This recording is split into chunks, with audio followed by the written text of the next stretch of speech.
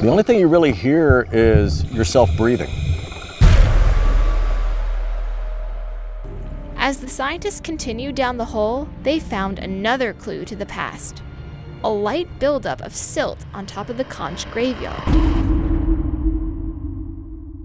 Jacob's Well in Wimberley, Texas, notorious for its dangerous underwater caves and thick mud, has been the site of horrifying documented deaths. Recently, explorers sent an underwater drone into its depths, uncovering a shocking discovery that has alarmed the globe. This historic and natural wonder, fed by the Trinity aquifer, is deceptively serene above, but harbors dark dangers below. What horrors did the drone reveal? Tune in to find what lurks in the darker corners of Jacob's Well, the unknown depths. Jacob's Well is more than just a swimming spot. It's home to various wildlife like quail, roadrunners, turkeys, water snakes, sunfish, Guadalupe bass, crawfish, and even blind salamanders. It's the longest cave in Hays County and the second longest fully submerged cave in Texas. While some call it a spring, it is a remarkable natural formation cherished by Native Americans for thousands of years. The well gets its water from the Trinity aquifer, an ancient underground reservoir. This aquifer feeds Cypress Creek and consists of vast underground chambers filled by rain and surface water, seeping through limestone, creating a wide network of underwater caves and passages. This unique geological structure makes Jacob's Well a one-of-a-kind natural wonder. The earliest mention of Jacob's Well is found in a 19th century book by Jacob D. Cordova, a Texas real estate agent. He described it as perfectly circular, like it was carved by an artist, with water so clear you could see small objects at great depths. Despite its clarity, hidden dangers lurk beneath, which we will delve into soon. De Cordova's description aimed to attract settlers to the area where he owned land. There's debate about the origin of the well's name. Some think it was named after De Cordova, while others believe it comes from a biblical story where Jacob, an Israelite patriarch, dug a well with endless water. For many years, the well's waters surged like a fountain, making it hard for divers to enter due to the strong currents. But these currents have weakened, making it more accessible to divers and swimmers who are drawn to its clear waters. Recent changes even stopped the flow temporarily, allowing divers to explore deeper sections and uncover more about this amazing well. But this isn't the whole story. Visitors often relax around the well or jump from the surrounding rocks into its narrow opening. The more daring ones dive into the well, sometimes reaching depths of up to 100 feet, navigating through tight spaces to enter the underwater cave. However, only certified divers can explore the innermost chambers. These dives can be challenging and dangerous, sometimes taking up to 5 hours. This dive is not for everyone and has tragically claimed the lives of divers like Kent Mopin and Mark Brashier, adding to the well's mysterious reputation and highlighting the risks of such deep exploration. The well starts with a vertical shaft that drops 25 feet. It looks like it ends there, but that's just an illusion you can see from the surface. Over the years, many divers have reached this point, looking up at the sky through the clear water. They might pick up a fossil or two before being pushed back up by the water flowing from the aquifer. This aquifer pushes out about 6,600 gallons per hour. The first scuba diver to go beyond this point ventured there in the early 1950s. Nowadays, deeper dives are more common and generally safer. Divers go down against the current, often leaving their fins at the surface to avoid stirring up silt that could block their view. The descent feels like a slow, steady drift down, ending in a gentle landing on a gravel-covered level. From here, a corridor stretches west and goes straight down to another level at 55 feet. At this depth, divers need to turn on their lights. It feels like a pearl slowly dropping through thick liquid, as seen in shampoo commercials. At this depth, the sinkhole is no wider than 20 feet. It has tricky pathways, unreadable graffiti, and crevices that hide giant catfish. It's a cold, uncaring place. From above, the entrance looks like a distant blue window, giving a soft, moonlight glow inside. A low-ceiling chute leads down to 75 feet, becoming a narrow space where divers might spot crayfish and sometimes eels that came from the Sargasso Sea and are destined to return there to spawn. This cramped space allows divers to pass without removing their tanks, leading to a tall, narrow room with a pocket of air at the top. This room is the gateway to the fourth chamber, a cavern not much different from the rest of the well, but tempting due to its challenging access. Two divers, Kent Mopin and Mark Brashier, were drawn to this challenge. Kent, at 21, was already an experienced diver, an assistant instructor, and worked part-time at a dive shop in Pasadena. He often talked about his wish to explore the depths of Jacob's Well, to see how far the submerged cave stretched and what secrets it held. He knew the risks. Over the years, 4 divers had drowned in the very section he aimed to explore. Any deep dive into this cave was risky and needed careful planning and special equipment. Maupin wasn't alone in his daring adventure. His friend Mark Brashier, a 20-year-old student at San Jacinto College, shared his fascination with Jacob's Well. Together, they joined a group from Pasadena and headed to Wimberley, where the well is located, a few miles from town on the property of a struggling resort development named Wood Creek. On the night of September 9th, just after midnight, Maupin, Brashier, and a few others dove into the well. They descended until they reached the final squeeze, a notorious narrow passage where many had perished before. Against better judgment, Maupin and Brashier decided to go further without backup lights or a safety line. Maupin removed his tank to squeeze through the tight space, dragging the tank behind him. Brashier did the same. Joe Moy, one of their diving companions, watched in disbelief as Brashier vanished into the darkness. He tried to signal them with his flashlight, but to no avail. Moy knew the danger they were in. Diving deeper meant their air would run out faster due to the pressure. When he started running low on air, he banged on his tank with his knife to attract their attention, but there was no response. He left his light shining in the passage, hoping they would follow it back to safety. But when he surfaced, the clear water of the well had turned a murky brown, a sign that the divers had stirred up the silt in their panic. Moy knew then that Maupin and Brashier were likely gone. This tragic event reminds us of the dangers hidden beneath Jacob's Well. Despite its beauty, the intricate cave system has claimed the lives of those who ventured too deep without proper precautions. As night falls, Don Dibble prepares for a challenging rescue at Jacob's Well, ready to face the dangers below. The urgent dive mission of Don Dibble. Don Dibble owned a dive shop near Jacob's Well. One evening, he got alarming news about a tragic incident at the well involving 2 young divers, Mayen and Brashier. A police officer patrolling the area informed Dibble about the tragedy roughly an hour after it happened. Dibble quickly teamed up with another diver, Paul Battaglia, and despite everyone thinking the divers were already dead, they decided to attempt a rescue. They called in 2 more members from the Hays County Volunteer Body Recovery Unit and headed to Wimberley. By the time they reached Jacob's Well, it was already dark.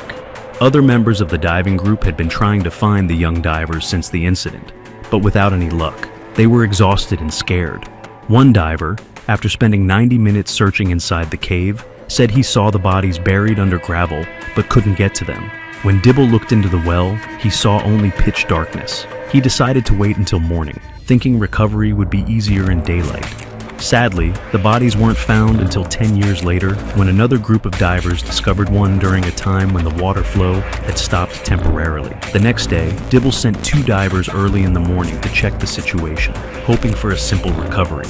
However, they couldn't find the bodies and reported that gravel had almost blocked the passageway. When they surfaced, they expressed concerns about the unstable gravel on the steep cave floor, which could bury anyone who got too close. Dibble then returned to San Marcos to get a larger team and more equipment, planning to resume the operation in daylight. At 10 a.m., 2 divers went down and carefully started moving the gravel with small tools, trying to make a way through. Unfortunately, their efforts made the situation worse. After getting mixed reports about the operation's feasibility, Dibble decided to dive himself, along with a game warden named Calvin Turner. They left spare tanks at 25 and 75 feet and unspooled a safety line as they went deeper into the well. They lit up the ceiling crevice of the 3rd room to ensure no bodies were floating above them, but the opening where the 2 divers were last seen was still blocked. Dibble checked his air pressure gauge, noting he had 1100 psi left, enough for about 10 minutes at that depth. He carefully inserted his head and shoulders into the opening, holding the safety line with one hand and his light with the other. Suddenly, small gravel pieces driven by the water's flow hit his mask. He realized that recovering the bodies would be impossible without removing the deep gravel bed. Then, he became aware of his own danger. A gravel slide trapped him at the passage entrance, and the water quickly turned murky, covering him in darkness. His arms were pinned. He couldn't signal Turner or bang on his tank. He started breathing faster as he struggled to free himself and soon ran out of air. Facing death, Dibble decided to drown quietly. Unsure how drowning felt, he chose to drink the water to avoid panicking. He removed his regulator and began swallowing water. After a few gulps, his survival instinct kicked in, making his body thrash and somehow freeing itself. Through his water-filled mask, Dibble saw Turner offering him the regulator of a spare tank. He grabbed it and filled his lungs with air. But that's when Dibble's problems escalated. When Don Dibble tried to escape the gravel slide in Jacob's Well, he inhaled so hard that air got trapped in his stomach. As he ascended, the decreasing water pressure made this air expand. He couldn't let it out and had to keep rising to the surface quickly to avoid decompression sickness. This sickness happens when divers come up too fast and gases in their bodies form dangerous bubbles. The pain from the expanding gas was intense and unbearable. When he reached the surface, Dibble looked unusually swollen, almost like he was heavily pregnant. He managed to spit out his diving regulator and screamed from the severe pain. He had to endure this agonizing state for 12 hours before finding any relief.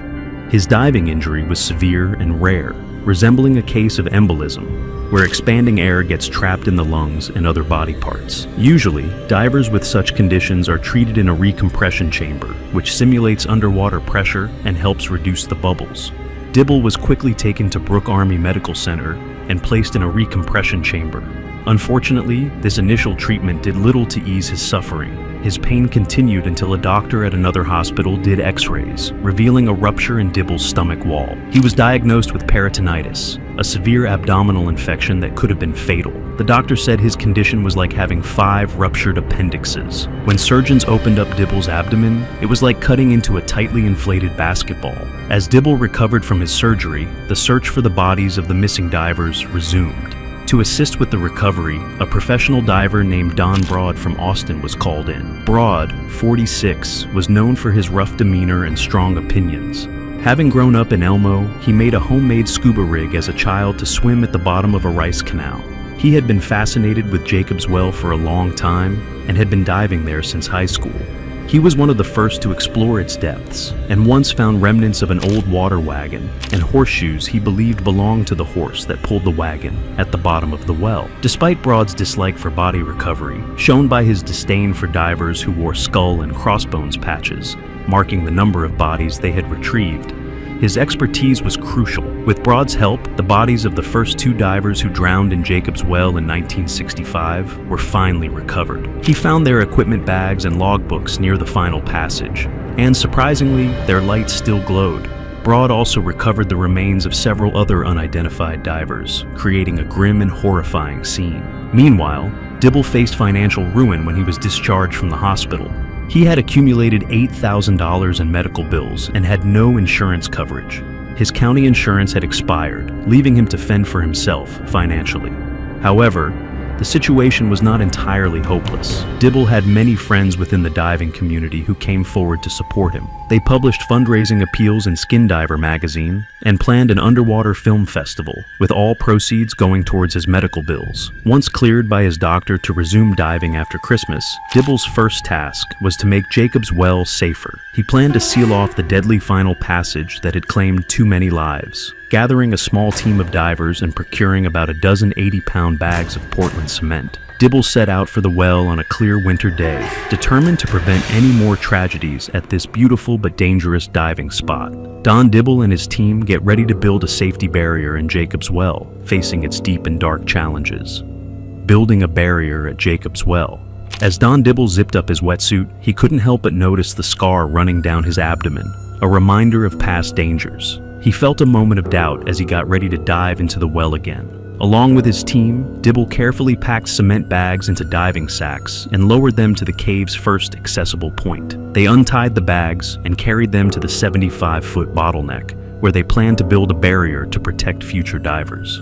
The task was like airport workers handling a huge load of luggage. Despite the difficulty, the team moved quickly and managed to build the barrier by mid-afternoon. They reinforced it with metal rods, leaving spaces to ensure a steady flow of water from below.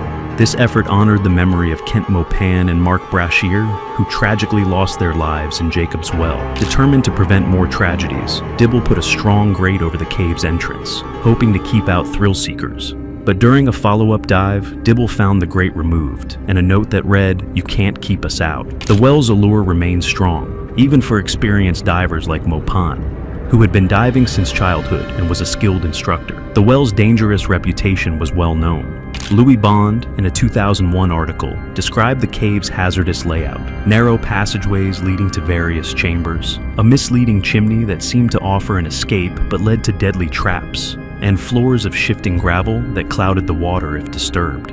These features made the cave a tough challenge even for the best divers. But this wasn't the worst part. Authorities upgraded the grate, but risks remained.